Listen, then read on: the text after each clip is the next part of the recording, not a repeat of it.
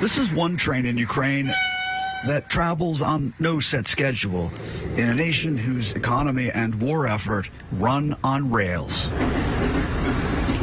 Alexander Kamyshin is at his command post. His movements a secret. The 38-year-old chairman of Ukraine's railway, surrounded by his top lieutenants, is akin to a wartime general.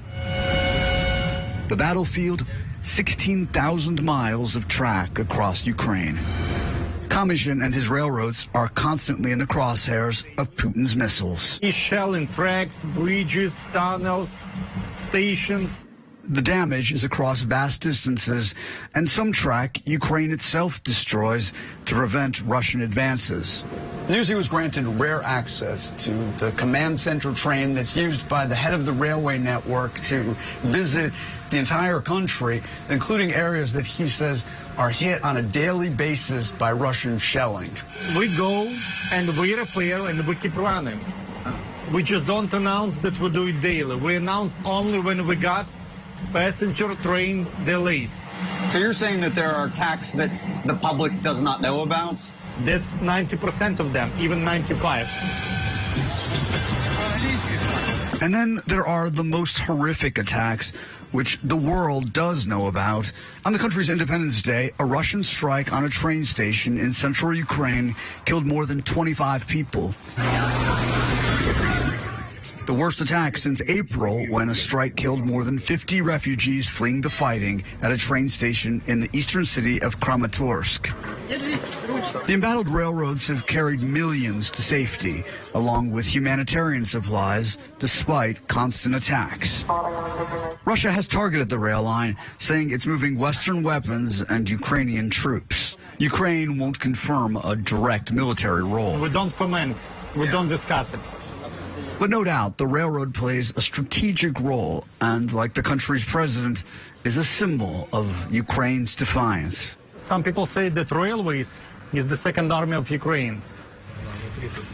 Jason, yeah, there would be great modernized train. This will be. You don't believe? I think it needs a little bit of work. Kind of. We take trains like this one and bring them back to life. Such ingenuity led to these. Rolling hospitals, carrying life-saving teams from Doctors Without Borders to the front lines, a first in the humanitarian group's history and an echo of World War II. Kamyshin works in the private sector, finance and infrastructure, becoming head of the railroad last year, just before war threatened. What's the hardest part of your job? The hardest part is to live far from my kids. All the rest is fine. He spends much of his life now living on the rails. We go to make decisions on the ground. You know, having your boots on the ground is always useful because you can see with your own eyes what's happening and what decisions you have to make. Kamyshin and his field commanders face a new front and fear in the war, carrying out their mission in the event of nuclear catastrophe. A nuclear meltdown is something that no one's prepared for. I don't think there is a good solution to that. If we as railways, we go too close to save people, we put in danger not just our personnel, but our rolling stock that will be contaminated for the longer future without ability to save others. If we are too far from the areas affected, of course, people in the huge numbers are not able to escape. There's still other threats ahead as the war imperils more civilians, particularly in the east. Winter is coming. That's why we have another wave of people willing to evacuate.